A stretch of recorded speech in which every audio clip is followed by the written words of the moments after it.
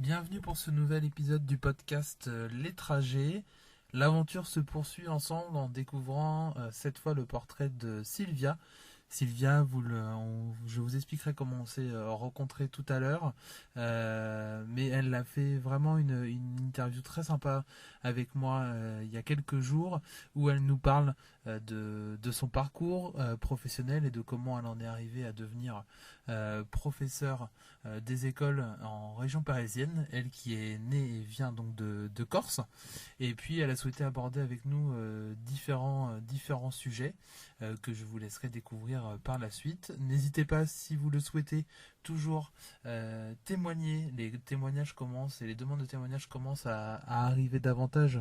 N'hésitez pas à le faire donc sur l'adresse mail lestragers@gmail.com et puis également les réseaux sociaux Instagram et Facebook. Également donc le podcast est disponible sur pas moins de 7 plateformes en tout, dont surtout YouTube et Spotify dernièrement, ce qui permet de lire plus simplement et d'écouter plus simplement les témoignages de mes différents invités. N'hésitez pas à me donner également vos commentaires et à partager vos ressentis sur les portraits des différents invités. Je vous laisse avec Sylvia. Salut Sylvia, ça va ? Ça va et toi? Bah ouais, écoute, je suis super content de te recevoir pour ce 5e épisode du podcast. Non, 5e, que dis-je ? 6e déjà épisode du podcast.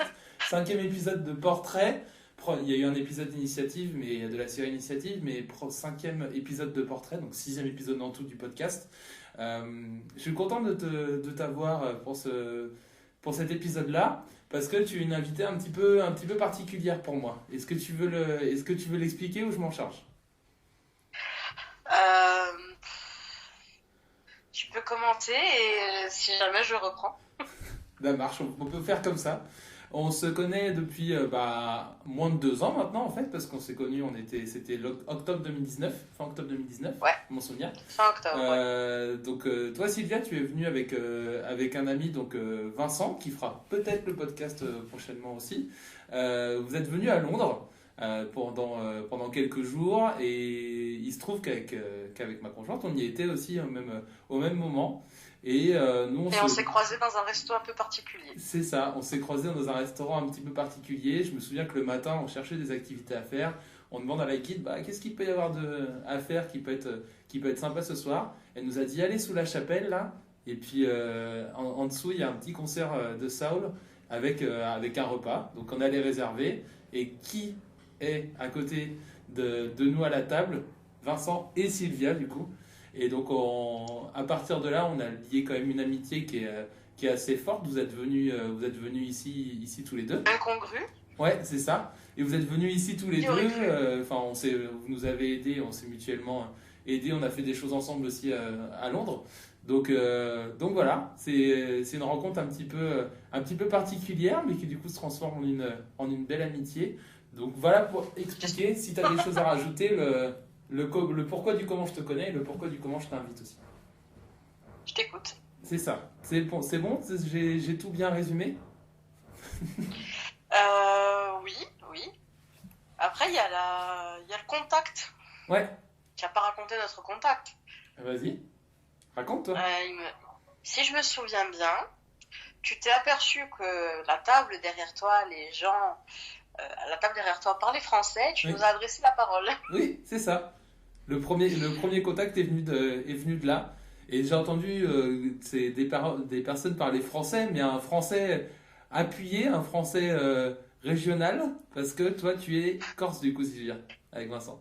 Eh oui, Voilà, donc vous êtes corse tous les deux, tu es corse, et ça fait aussi un aspect aussi un petit peu particulier. On en parlera pendant ce podcast-là. Donc c'était le pourquoi du comment aussi. On se connaît, je pense que c'était important. Il n'y aura pas forcément le même feeling il y aura en tout cas, je pense, un meilleur feeling qu'une discussion auprès d'une personne que je ne connais pas encore. Parce que nous, on se connaît, donc il va peut-être y avoir des faux rires, il va peut-être y avoir de ces choses-là. En tout cas, on verra ça. Sylvia, pour enchaîner, t'es née quand? alors tu me demandes mon âge, mais Ouais, est-ce quelle qu'on peut? erreur! Non, mais est-ce qu'on peut? Est-ce qu'on peut? Tu me le dis si Oui, t'as envie. oui, j'ai aucun problème avec ça. Dis-moi. Alors, je suis née le 16 mai 1991. Où ça? À Ajaccio, en Corse du Sud. En Corse du Sud, Ajaccio. Tu as toujours vécu à Ajaccio? Enfin, là, on en discutera plus tard. Depuis peu, tu es ailleurs, mais tu as toujours vécu en Corse? Alors, plus ou moins, enfin Ouais. plus ou moins, plus que moi. Jusqu'à l'obtention de mon bac, j'ai vécu à Ajaccio, toujours. Mhm. Puis j'ai vécu, entre guillemets, 1 an à Bastia parce que j'ai fait une prépa lettres au lycée Diocante à Bastia. Mhm. Puis ensuite, j'ai vécu 4 ans à Corté pour ma licence de droit. D'accord. Puis je suis partie 2 ans à Pau Ok. pour mon master en droit. Mhm. Je suis revenue à Ajaccio. Et là, depuis le mois d'août, je vis en région parisienne. D'accord. Donc, t'as pas mal bougé entre-temps. Ça a été souvent proche de la Corse jusqu'à il y a quelques temps où tu es arrivé en région parisienne. Pau, c'est pas très proche de la Corse quand même. Oui, mais enfin, ça reste dans le sud, si je peux me Oui, permettre. après c'est très identitaire aussi. Les Pays Basques pas loin. Ouais, c'est vrai. Et Je t'ai pas perdu. non, on va faire le fil un petit peu de ton parcours de vie. Tu te souviens, tu as des souvenirs, toi, de comment tu étais quand tu étais enfant, des traits de personnalité qui étaient déjà en avant? Euh, Alors j'étais déjà quelqu'un de très spontané, Ouais, quelqu'un de spontané dans le bon et le mauvais sens du terme, hein, attention. d'accord. Ok, Euh, euh, Toujours très très souriante, rigolote. Pas mal de réparties aussi, mais je pense que ça en famille on est obligé. Je parlais pas mal aussi. ouais, tu parlais beaucoup. Je parlais pas mal. Et à côté de ça, j'avais un petit côté un peu renfermé, c'est-à-dire que dès que j'ai su lire, j'ai toujours eu un livre à la main, pratiquement. Mhm. Et quand je commençais à lire quelque chose, et ben, en général, tu me sortais pas du livre avant que je l'ai fini. D'accord, ok. Quand tu te lançais dans quelque chose, t'allais jusqu'au bout. Ouais, tu avais du mal à m'en sortir. Donc c'est marrant parce qu'on va l'évoquer après, mais c'est des traits de personnalité qui pour le coup ressortent encore aujourd'hui. Et oui, je sais. Voilà. Non mais c'est bien, c'est que ça suit une certaine logique, ça a été le cas pour les invités aussi d'avant, c'est qu'il y a une certaine logique entre les traits de personnalité qu'il y avait quand ils étaient plus jeunes, et là maintenant sur les postes et la personnalité qu'ils ont maintenant, ça se rejoint. Il y a des choses de l'enfance qui restent toujours en vigueur aujourd'hui. Et C'est vrai. quand tu étais plus jeune, avant de te lancer dans les études, on va en parler après, tu voulais faire quel métier, toi? Quand on demandait aux enfants, tu sais. Alors, tu vas rire. Non, vas-y, Quand dis-moi. j'étais petite, enfin jusqu'au lycée, en fait, je rêvais d'être prof. Ah ouais, ok. Voilà. Alors j'ai envisagé plusieurs modèles. Ouais, Alors d'abord il y a eu le modèle de la maîtresse d'école, puis il y a eu le modèle de la prof de français, ouais. de la prof d'histoire géo, de la prof d'art plastique aussi. D'accord, t'es passé par par toutes les Ah ouais. matières. Les matières sciences humaines plutôt Ouais. parce que les sciences dures c'est même si en sciences et SVT j'étais plutôt douée, mais les maths pas du tout. Mhm. Donc c'est vraiment passé. J'envisageais les sciences humaines. Ouais, C'est d'ailleurs pour ça que je suis allée faire une prépa lettres au lycée de Diocante. Je n'ai fait que la première année, ouais. que je n'ai pas obtenue. Donc ça a été premier coup un premier coup, on va dire, voilà, Ouais, parce que j'avais toujours eu une bonne scolarité, on va dire. ouais. Euh, Et après, on m'a fait comprendre que les études littéraires, ce genre de choses, c'était pas fait pour moi. D'accord. Donc à ce moment-là, j'ai envisagé d'autres choses et je suis partie sur une fac de droit. Fac de droit. Donc t'es passé de la prépa lettres à une fac de droit. C'est ça. Pourquoi le droit du coup? J'ai fait ma licence de droit général à Corté. Ouais, Et ensuite, je suis partie parce que je me suis rendu compte que ce qui me plaisait, c'était le droit pénal. mhm. Et j'avais eu un petit cursus de 15 jours en criminologie pendant ma licence et je me suis dit, ça me plaît beaucoup, je vais chercher ce qu'il y a dans le domaine. Ouais. Et je me suis retrouvée à la fac de Pau et des Pays de la Dour en master de droit pénal, criminologie, droit des victimes. D'accord, donc t'as un master, du coup, on peut le dire, en criminologie. Oui. Donc ça, enfin, on n'en entend pas souvent parler de ce truc-là. Enfin, moi, à chaque fois, ça me fait tout de suite penser aux séries ou trucs comme ça. Non, mais en soi, le master en criminologie, du coup, Alors, tu la travaillais sur quoi? criminologie, déjà, il faut redéfinir ce que C'est c'est. ça, bah ouais. Parce que si tu te bases sur les séries, on te parle de profil criminel, on te parle vraiment de profilage généralement. Mais en fait, la criminologie, c'est la science du crime. Ouais, d'accord. C'est tout ce qui tourne, enfin, le crime, le fait criminel, les délits, tous les types d'infractions. D'accord. Et la criminologie, ça t'aide à rechercher ce qui se passe avant.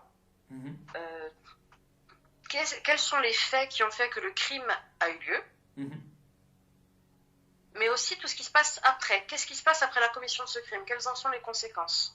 D'accord. Donc ça englobe Voilà. tout d'avant jusqu'à l'après, en fait. Oui, et puis ça peut aller très loin avant, très loin après. C'est assez dense comme domaine, la criminologie. Ouais. Et donc là, donc t'es passé donc, par une prépa lettres, une licence de droit, après tu te spécialises dans un master en criminologie. Comment après comment ça évolue un peu ton parcours au niveau des études derrière et professionnelles? Alors après, c'est un peu le hasard qui a fait les choses. C'est-à-dire que après l'obtention de mon master à Pau, je suis rentrée à Ajaccio, je commençais à chercher du travail. Je continuais à préparer des concours juridiques et je me suis dit un petit travail à mi-temps, histoire de pouvoir avoir le temps de préparer mes concours et le reste. Et j'ai obtenu un poste de ce qu'on appelait à l'époque AVS. D'accord. AVS était auxiliaire de vie scolaire. Maintenant, c'est l'appellation AESH. Et en tant qu'AVS, j'ai travaillé dans les écoles et j'aidais des enfants en situation de handicap à s'intégrer à l'école, mais aussi à suivre leur scolarité. Ça marche. Voilà. Puis, tout le long de ma scolarité à la fac, je donnais des cours particuliers, donc je continue à donner des cours particuliers. D'accord, donc tu as gardé en fait très tôt ce relationnel aussi aux enfants pour justement après qui va t'amener sur le poste que tu occupes actuellement. Je pense, oui. Je pense qu'inconsciemment dans ma tête, je savais ce que je voulais faire, mais que c'était pas encore conscient, c'était pas encore fait, c'était pas encore à faire. Mais j'ai toujours gardé ce lien-là. Ok. Et donc, ça m'a montré que, en fait, ce que je voulais faire, c'était de travailler avec des enfants. Ouais. Ensuite, j'ai eu l'opportunité de postuler pour un poste d'enseignante contractuelle. C'est pour le grand plan de formation à la langue corse. Alors, je ne savais pas en quoi ça consistait à l'époque quand j'ai postulé, mais j'ai postulé quand même parce que voilà, c'est quelque chose qui m'intéressait beaucoup. Ouais. On m'a appelé pour être contractuelle le 9 novembre 2016. Non, 2017, pardon. Ouais. Et à partir de là, jusqu'à août 2019, j'ai été contractuelle pour le Grand Plan de formation en langue corse. D'accord. Alors, mon travail consistait à remplacer des enseignants qui allaient se former pour devenir bilingues, passer l'habilitation et la certification pour être bilingue. Parce qu'en Corse, l'enseignement bilingue est très recherché, très soutenu. Il y a des subventions on forme les enseignants. Et puis même les parents recherchent ce type d'enseignement pour le volet identitaire, pour qu'il n'y ait pas la perte de la langue, pour que les jeunes générations continuent de parler corse et que le corps se développe. D'accord. Ok. Donc pendant 2 ans, j'ai fait ça. En 2 ans, j'ai eu la responsabilité de 23 classes. D'accord. D'accord. Au total, du coup, t'as eu la responsabilité de 23 classes au total, C'est en ça. l'espace de Alors, deux ça ans. allait de la petite journée de remplacement parce qu'une Ouais. de mes collègues était malade et que moi, j'étais un petit peu le goal volant de l'équipe à ce D'accord. moment-là. Comme ça a été la première année, j'ai eu une classe en responsabilité toute l'année sur 2 jours par semaine. Mhm. J'ai aussi eu, en général, c'était les autres stages, c'était entre 6 et 8 semaines. D'accord. Donc voilà, la deuxième année, c'était pendant 8 semaines, la classe en responsabilité toute la semaine.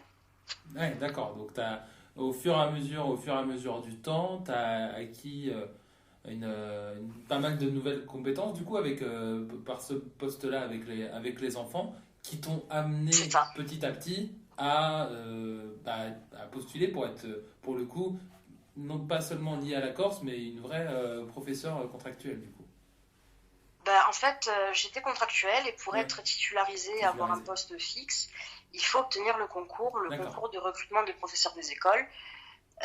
Donc je l'ai passé plusieurs fois et je l'ai enfin obtenu cette année.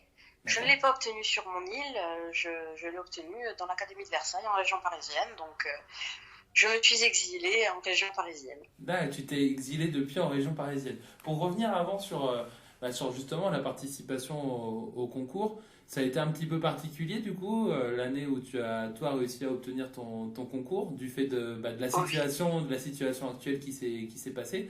Ça s'est déroulé comment pour le coup, au niveau des Bah, sélections déjà, on était dans le flou. Ouais, Nous, en tant que candidats, on était dans le flou. Tu parleras à plusieurs personnes qui ont eu le concours l'année dernière, ils vont tous te répondre la même chose, c'est le flou. Mhm. C'est-à-dire que les dates d'examen étaient prévues pour le, le 7 et 8 avril, je crois. D'accord. Donc ça tombait en plein confinement. Mhm. Et donc, quand il y a eu l'annonce du confinement, on ne savait pas ce que ça allait donner. Mhm. On savait qu'on était enfermé pour 15 jours. On ne savait pas si on allait pouvoir passer le concours. On n'avait pas d'informations. Puis, début avril, les informations sont tombées. Enfin, une partie des informations sont tombées.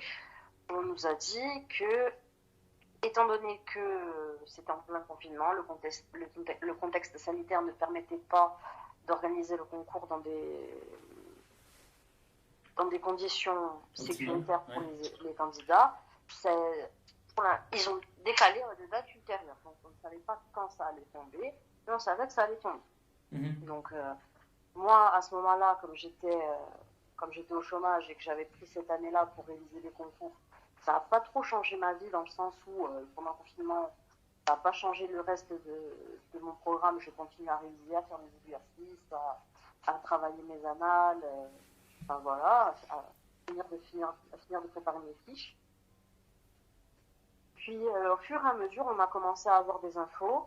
À Mhm. la sortie du confinement au mois de mai, on nous a informé que les écrits auraient lieu courant juin. Ok. Mais on savait pas pour les oraux, parce que normalement les oraux se déroulent au mois de juin. Et on D'accord. ne savait pas si les oraux auraient lieu dans des conditions normales, parce que si concours écrit au mois de juin, ça veut dire réponse des écrits au mois de juillet, potentiellement fin juillet, début août pour les oraux. Ça donnait des dates de résultats assez problématiques pour la rentrée de septembre. D'accord. Puis on a enfin eu, fin mai, on a enfin eu des réponses. Ouais. Alors, on n'allait passer que des écrits. D'accord, ok. Et pour je ne sais quelle raison, ils ne nous ont pas expliqué, euh, les académies n'ont pas toutes eu les dates de concours en même temps. Parce que depuis quelques années, le CRPE se passait toujours à la même date, quelle que soit l'académie. D'accord, ok. C'était toujours. Et là, comme je m'étais inscrite à beaucoup d'académies, j'ai pu participer T'as pu aux faire. trois dates. D'accord, ok. T'as pu faire les dates complètes. Donc, j'ai participé aux 3 concours et j'ai obtenu le concours de Versailles. D'accord, le concours de Versailles. Donc à partir du moment où tu l'as, ce concours-là, donc tu attends ça depuis longtemps, on l'a vu auparavant, il y a un poste que tu as eu pendant 2 ans qui t'a préparé un petit peu à tout ça, tu as pris une année de chômage pour mettre en place ton dossier, ton concours et travailler tout ça. C'est ça. À partir du moment où tu l'obtiens, déjà félicitations, je l'ai déjà dit de vive voix, mais c'est arrivé il y a peu de temps au final, c'était quand exactement, redis-moi.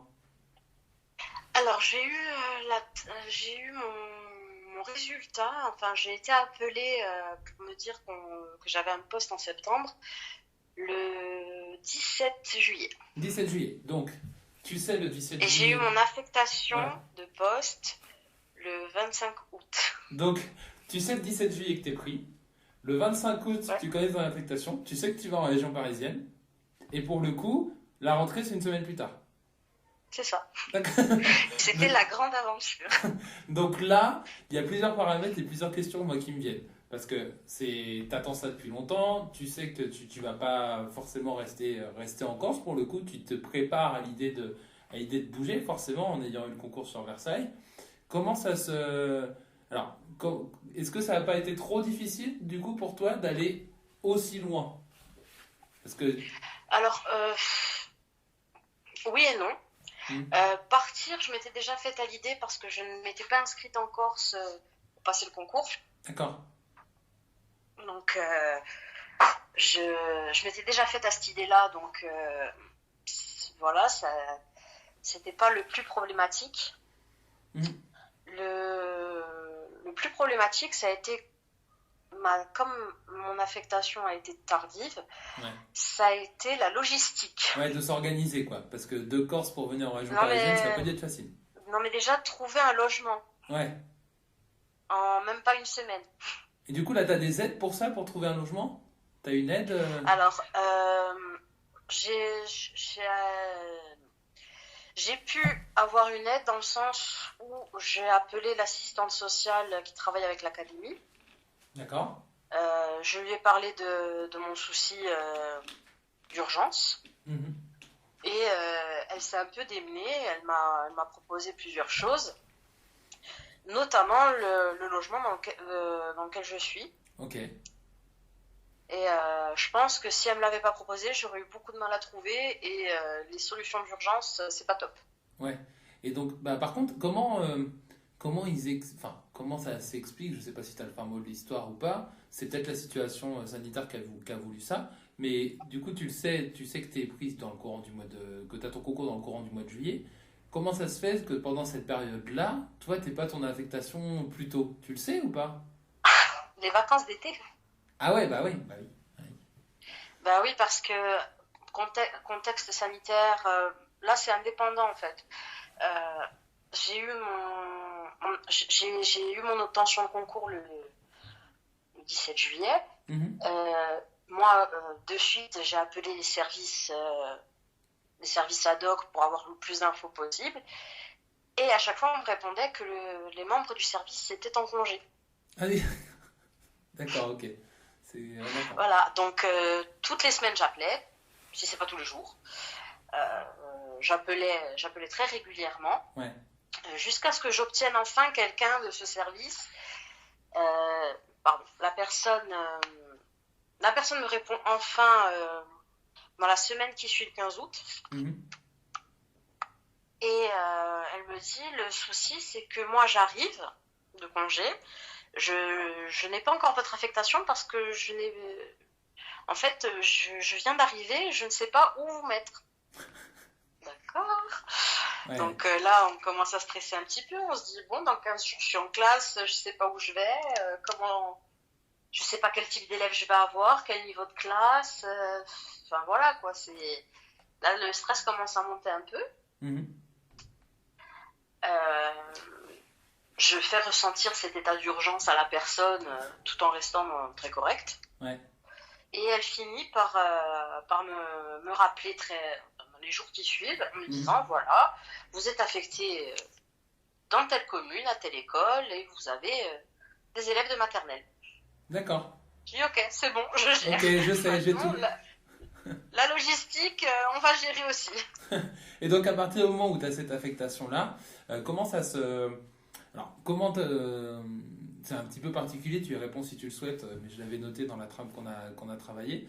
Comment le vivent du coup ce lointain trajet vers du coup vers la région parisienne et ce déplacement là-bas que tu fais à l'année, voilà, enfin sur plusieurs années.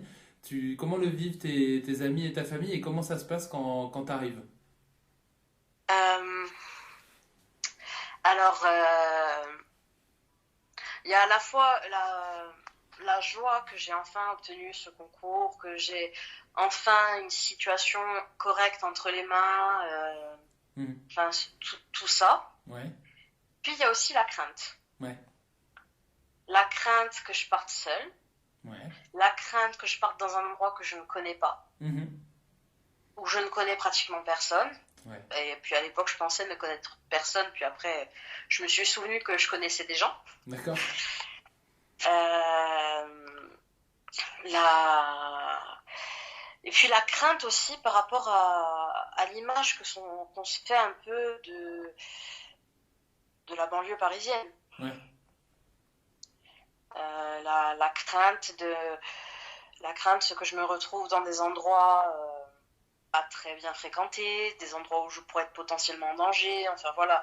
mhm. C'est tout ça qui est ressorti. D'accord.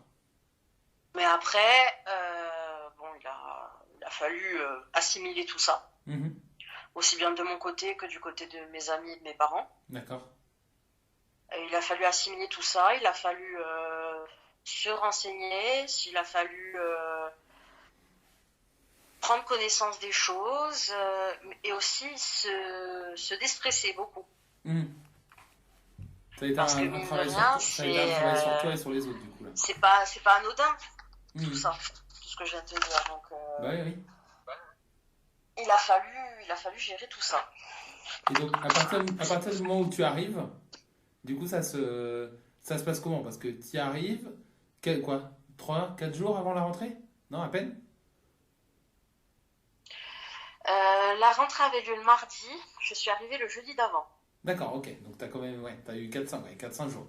4-5 jours. Donc là, tu Ouais. sais que t'as des maternelles, t'arrives dans un logement que tu dois mettre à ton image que tu connais pas, une ville que tu connais pas. Ah bah, là, c'était même pas mettre à mon image, là, c'était déjà rentré dedans.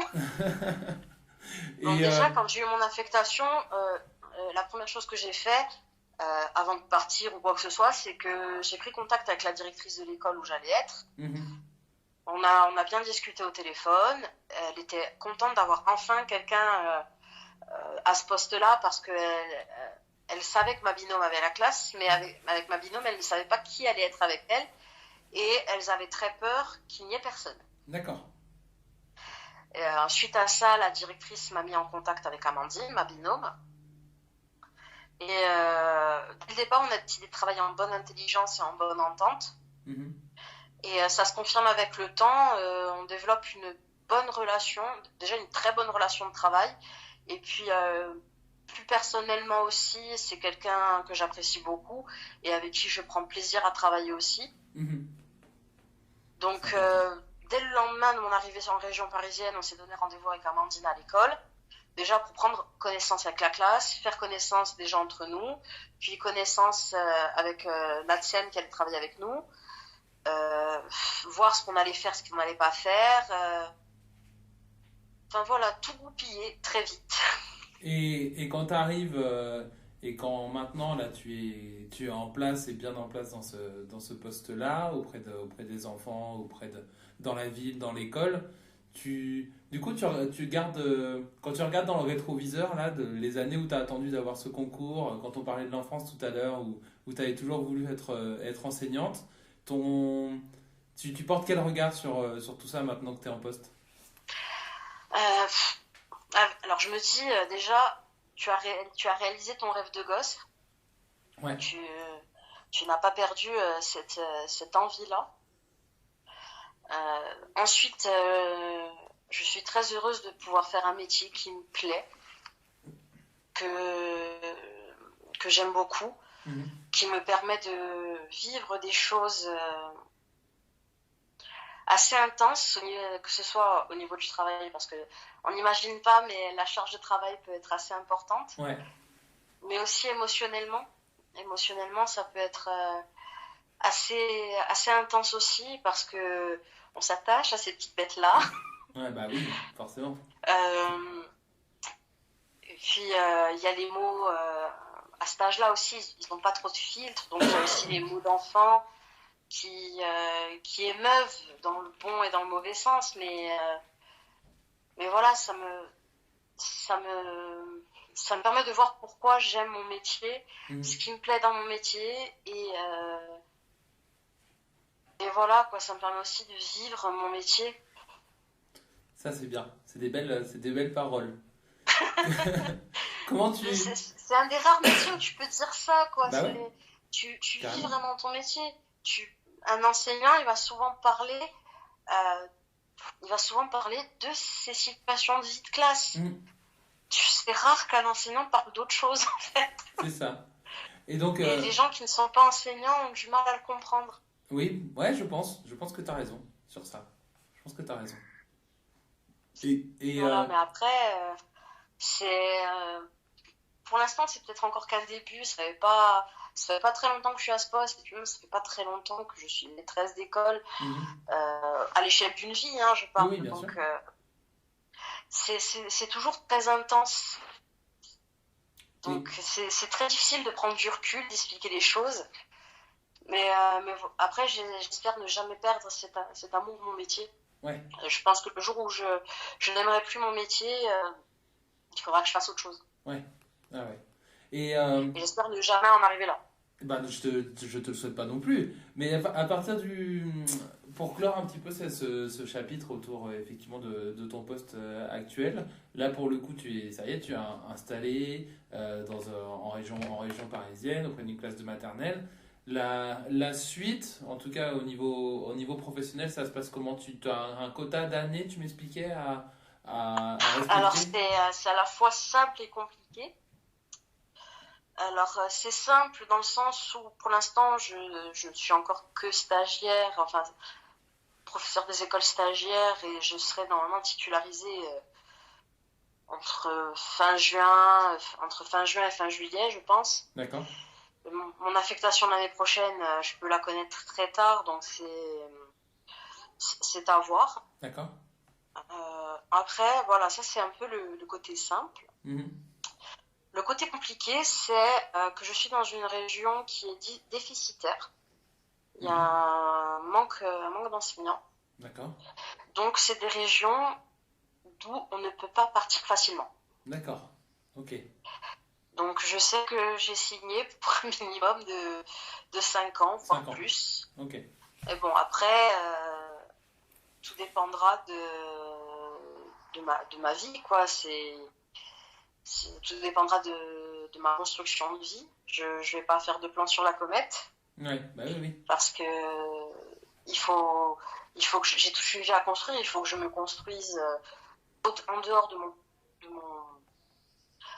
de mon activité professionnelle. Certes, il faut que je construise mon activité professionnelle encore un peu et même toujours tout au long de ma carrière. Mais il faut aussi que je me réinvente dans cette vie en région parisienne. D'accord. Bah écoute, pour changer totalement de sujet, je pense qu'on a été vraiment assez complet sur ton parcours de vie, en tout cas professionnel. On va passer au personnel maintenant un peu plus. Oula. Comment... non, mais t'inquiète pas, c'est rien de grave. Et après, il y aura deux questions personnelles, un peu plus personnelles sur notamment une de tes passions. Et puis après, ça sera des questions diverses. Ça On a un y va. rapport quand même un petit peu avec ton parcours professionnel. Moi, je suis toujours intéressé pour des personnes qui viennent un petit peu, effectivement, d'autres pays, ou que c'était le cas avec Angéline, qui sont expatriés dans un autre pays. Toi, ton ressenti sur être corse, pour toi, non, mais c'est vrai, non, mais c'est ça.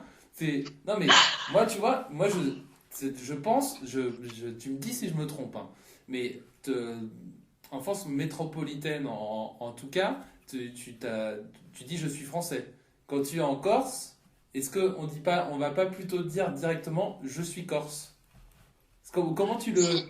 Ouais, donc le Euh, être corse pour euh, toi, c'est quoi et Après, comment tu moi, le je ressens? sais que c'est personnel et que beaucoup de gens partagent cet avis-là, Mhm. cette sensation, on peut dire. personnellement, je me sens corse avant d'être française. D'accord, ok. Non, mais c'est intéressant. Et pourquoi, du coup? Ça m'intéresse. Euh, alors, C'est comment global, mais expliquer? très succinctement. Déjà, on a une langue qui est différente du français. Alors, Mhm. certains vont te dire, non, c'est du patois. Non, non, c'est une langue. Elle a une grammaire, elle a une orthographe, elle a des règles. Ouais. Donc, c'est vraiment une langue à part entière. On est aussi un peuple Mhm. parce que on a une histoire et des us et coutumes, entre guillemets, qui sont différents de l'histoire de France et des us et coutumes français. D'accord. La Corse n'est française que depuis 1768. À Mhm. l'échelle de l'histoire de France, c'est très court. Ouais, bah oui, oui. Donc, à- ajoute à cela notre côté un peu identitaire, la volonté de ne pas perdre notre patrimoine, ça joue énormément. Ok, non, C'est mais comme c'est. je te disais tout à l'heure par rapport au grand plan à la langue corse, le grand plan de formation, le bilinguisme. Le bilinguisme est très important. Mhm. Tu vas en Corse, tous les panneaux sont en français et en corse. Mhm. Tous les Ouais. panneaux de circulation, enfin, les panneaux de communes, tu trouves beaucoup de documentation en corse et en français. Il y a un gros travail qui est fait là-dessus. Donc oui, personnellement, je me sens corse avant d'être française. C'est clair. Non, mais c'est exactement ce que je. Tu vois, c'est ce que j'imaginais comme réponse, mais c'est quelque chose que je souhaitais développer avec toi. Pour parler d'une activité qui te plaît et qui te passionne, pour avoir déjà pu goûter et être un fin testeur de ce que tu réalises, tu as quand même une passion, une belle passion en dehors de ta vie professionnelle. T'aimes bien cuisiner quand même. Oui, oui. Bon, après, c'est plus un vrai passe-temps qu'une passion. C'est une passion, en fait. Si si tu m'étudies bien, si tu me regardes bien, il y a tellement de passion que ça devient problématique. Euh, mais c'est vrai que la cuisine, oui, j'aime bien. J'aime même beaucoup. Mais je ne fais pas pour n'importe qui. Ouais, voilà, c'est ça. Voilà. Et quand tu cuisines, donc moi, j'ai eu la chance, ne soyez pas jaloux, chers amis auditeurs, de pouvoir bénéficier lors de la venue de Sylvia et Vincent de Corse, de mets corse, qui étaient pour le coup excellents. Et Sylvia nous avait préparé du coup des plats typiquement corse. On les avait aussi accueillis avec des plats de notre département, hein, bien sûr, ça va sans dire.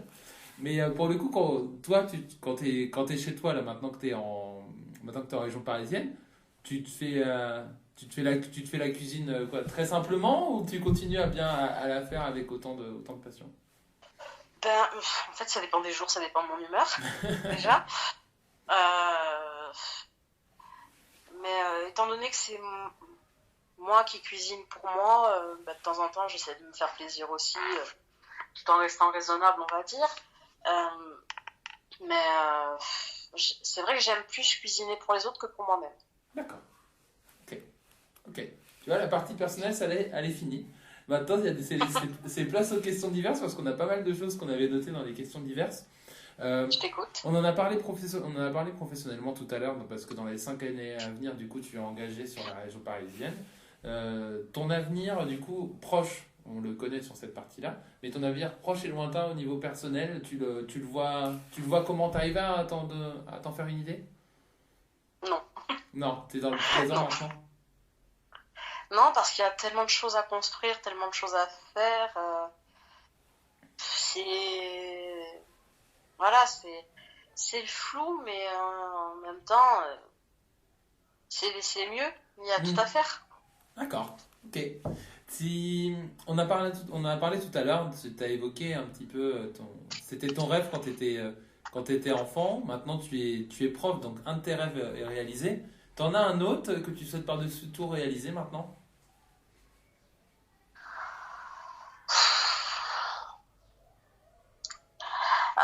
J'en ai plusieurs. Vas-y, dis-moi. Euh, une chose que j'ai toujours eu envie de faire, c'est, je pense que ça va un peu avec mon caractère curieux. Euh, j'ai envie de voyager, de découvrir le monde, découvrir d'autres choses. Ouais. Donc voilà, j'aimerais pouvoir voyager. Ok. Et ensuite, bon là c'est peut-être utopique, hein, je ne sais pas. Peut-être un jour écrire un livre, Ouais. Ok. mais pour Super. l'instant c'est encore très lointain. Et ça serait quoi, un livre, un roman? Peut-être, D'accord. Ok. Non, mais peut-être. c'est bien. C'est top. Au contraire, c'est top. C'est super. Ça marche. T'as, tu as souhaité, quand je propose aux différents invités pour que les auditeurs connaissent un petit peu les coulisses, je vous communique une trame très rapide sur les informations que j'ai vous concernant et des sujets que je souhaiterais évoquer avec vous. Mais je vous laisse aussi la parole s'il y a des sujets, notamment là pour toi, Sylvia, un sujet d'actualité que tu as souhaité mettre en avant. Est-ce que je te laisse m'en parler et en parler aux auditeurs? Si tu veux, oui. Dis-moi. Alors j'ai souhaité parler de la loi de consentement sexuel chez les mineurs, Mhm. qui est en train d'être votée au Parlement. Ouais. J'ai souhaité en parler parce qu'il y a beaucoup de polémiques à ce sujet. Je pense que beaucoup de gens ne comprennent pas et du coup je pense que c'est ça qui fait la polémique. Mhm. En même temps, pas tout le monde est formé en droit, donc c'est un peu compliqué. Ouais. Mais beaucoup de gens ne comprennent pas que cette loi protège les enfants. Mhm. Beaucoup de gens ne le comprennent pas parce que pour eux, c'est oui, à 13 ou 15 ans, parce que ça oscille entre les deux chiffres, à 13 à 15 ans, on n'est pas forcément consentant, machin. Il faut remettre les choses en contexte. Mhm. Il faut se dire que jusqu'à maintenant, aucune loi ne protégeait les enfants de ce point de vue-là. Aucune loi ne disait qu'avant un âge limite, un enfant ne pouvait être consentant. Mhm. Donc il y a quand même eu des affaires très scandaleuses où on a comme où des enfants ont été agressés sexuellement, où lors des procès, on disait que l'enfant était consentant. Mhm. Moi, je me souviens notamment d'une affaire qui s'est passée il y a quelques années. C'était une petite fille de 11 ans qui avait été agressée sexuellement par un homme de 28 ans. Et lors du procès, cet homme avait dit que la petite fille était consentante. Et les avocats de la petite fille n'avaient pas réussi à prouver que cette petite fille n'était pas consentante parce qu'elle ne s'était pas défendue. D'accord. Ok. Et psychologiquement, un psy est quand même venu dire à la barre, cet enfant ne pouvait pas se défendre parce qu'elle était tétanisée de peur. Mhm. Et moi, c'est quelque chose qui m'a toujours choquée, qu'une loi de ce type-là n'existe pas. Il y a une loi sur la majorité sexuelle, c'est-à-dire une loi à partir de laquelle avoir des relations sexuelles avec... c'est une loi qui dit qu'à partir d'un certain âge, un adulte peut avoir des relations sexuelles avec un mineur sans qu'il y ait détournement de mineur, sans que ce soit pénalement condamnable. Bien sûr, il y avait toujours l'idée de la grande différence d'âge qui protégeait l'enfant, mais il n'y avait pas de loi qui protégeait réellement les enfants jusqu'à un certain âge. Je ne dis pas qu'il y a un bon ou un mauvais âge, je dis juste qu'il est important qu'il y ait une loi, que cette loi permette que les enfants, tes enfants, mes enfants plus tard, soient protégés. Que ces enfants, on ne leur dise pas mais tu n'as pas dit non. C'est ça. C'est surtout ça qu'il faut comprendre. Cette loi ne vise pas à dire qu'un enfant est consentant à partir de 13 ou 15 ans. Absolument pas. Cette loi vise à dire qu'avant cet âge-là, un enfant ne peut pas être consentant. Et que donc c'est un crime. C'est un crime qui est passible de plus de 15 ans d'emprisonnement. Là, l'affaire dont je te parlais, de la petite fille, l'affaire a été reclassée comme atteinte sexuelle. Ce n'était plus un crime, c'était un délit. D'accord. Et il n'a été condamné qu'à... Je crois qu'il a été condamné à moins de 5 ans d'emprisonnement. Il a ruiné la vie d'une enfant. Il ne prend que 5 ans. D'accord. Donc c'est ça que tu souhaitais mettre en avant. C'est ça que je souhaitais mettre en avant. Je souhaitais apporter une explication. Je sais que toute la France ne va pas m'écouter. Je sais que toute la France ne va pas m'entendre. Mais j'espère que les personnes qui vont écouter ce podcast, qui vont entendre ce que je viens de dire, comprennent mon message et comprennent que là, on vise à protéger les enfants. Moi, en tant qu'enseignante, mon métier, c'est aussi de les protéger. Et je pense que c'est très important de faire la lumière là-dessus. Ben écoute, ton message, il est en tout cas très, très solennel et il est totalement audible. On n'a pas eu de souci de son à ce moment-là. Donc ça sera totalement entendu lors de la réalisation, du montage et de la publication de la vidéo. Donc je t'en remercie. Il nous reste deux questions diverses avant de nous quitter visuellement, en visio en tout cas. Une fois, je la pose à tous les invités, je les pose à tous les invités, ces deux dernières questions. La première, c'est lié à la situation sanitaire actuelle. Imaginons dans un rêve utopique où demain le Covid est totalement éradiqué, où on peut faire de nouveau ce qu'on veut. Toi, la première chose que tu as impérativement envie de faire là tout de suite, si je te dis dans la seconde. Un câlin. Ouais. Ouais. Ça revient souvent, mais. Là, c'est. Je vais dire la vérité, hein, en maternelle, les enfants, ils demandent des câlins et tu peux pas leur refuser. Hein, mais moi, j'ai aussi envie de prendre quelqu'un que j'aime, que j'apprécie dans mes bras, me dire que si demain je rentre en Corse, je vais pouvoir serrer dans mes bras ma tante et mon oncle qui sont très âgés, ma tante qui n'a pas pu nous prendre dans ses bras depuis plus d'1 an. Voilà, c'est ça, tu vois, un câlin avec une personne qui est proche de toi, pour qui tu as de l'affection, et voilà, c'est transmettre cette joie de pouvoir le refaire. D'accord. Puis retrouver une vie normale, s'il vous plaît. J'avais oublié quand même une question avant que je demande aux différents invités s'il y a une chanson qui les suit depuis le début.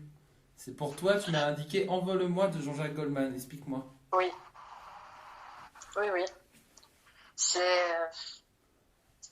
Alors déjà, j'aime beaucoup Goldman. J'aime beaucoup la musique de Goldman.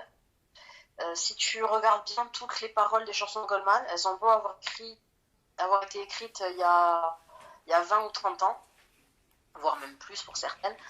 Il y a une actualité frappante. Ouais, je suis d'accord. Et je t'ai parlé d'Envole-moi parce qu'il y a une phrase, enfin, 2 strophes, 2 vers de cette chanson qui me parle énormément. C'est « À coups de livre, je franchirai tous ces murs ». Et ça rejoint un peu mon métier. Et il y avait une phrase de Nelson Mandela qui disait ça. Attends, il faut que je te la retrouve. Je l'ai pas loin, donc j'ai pas besoin de la chercher 10 ans. Alors, je l'ai là. L'éducation est l'arme la plus puissante que l'on puisse utiliser pour changer le monde. Ça te correspond aussi. C'est quelque chose que je trouve... bon, déjà, Nelson Mandela était un grand homme. Je pense que l'éducation peut faire énormément de bien. Moi, je dis toujours à mes élèves, bon là, les miens actuellement sont trop petits, mais quand j'avais des élèves un peu plus grands, je leur disais toujours, moi, mon but, ce n'est pas que vous travaillez bien à l'école pour me faire plaisir, pour avoir des bonnes notes. Moi, je veux que vous travailliez bien pour avoir le choix. Je veux que vous ayez le choix du métier que vous voulez faire plus tard. Si ce métier c'est médecin, si ce métier c'est boulanger, si ce métier c'est inventeur, si ce métier c'est infirmier, si c'est... peu importe le métier, je veux que vous ayez le choix. Et pour certains, ça fait tilt dans leur tête. Pas toujours, mais assez régulièrement, ça fait tilt. Ça a fait tilt chez tous mes élèves dans le cours particulier. D'accord. J'en ai quand même eu quelques-uns.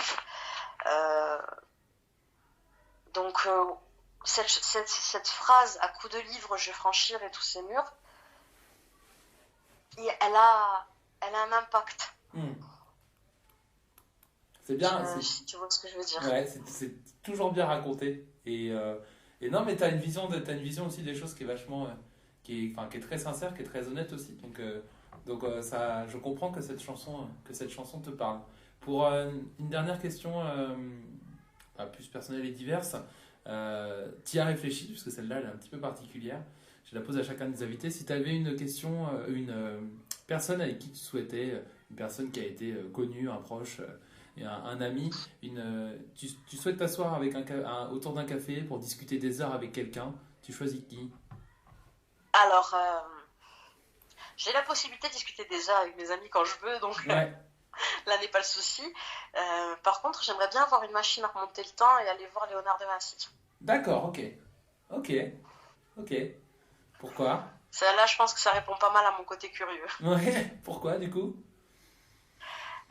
C'était un artiste génial, un inventeur de talent. C'était un homme hyper polyvalent. Je pense qu'il a beaucoup été incompris aussi à son époque. Euh, et c'est vrai que j'aimerais lui poser plein de questions. Comment il a pu inventer, sans pouvoir les concevoir, ces machines extraordinaires, tous les schémas qu'on a retrouvés. Comment il a pu avoir une si belle technique pour peindre la Joconde, la Madone au rocher ou la Seine. Euh, comment il a pu exprimer son talent de telle manière Hmm. qu'est-ce qui a J'aimerais beaucoup lui poser tout un tas de questions en fait. Ok, ça marche. Non mais c'est vraiment bien. T'es la deuxième personne du coup qui revient sur les personnes qui malheureusement ne sont plus là.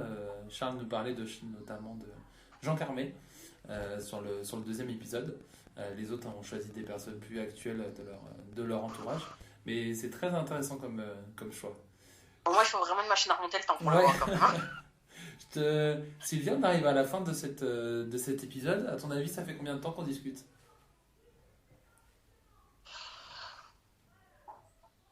Je sais pas. J'ai pas de montre sous la main, donc je suis incapable de te dire. Mon microphone affiche 51 minutes. Ah, quand même. Tu vois?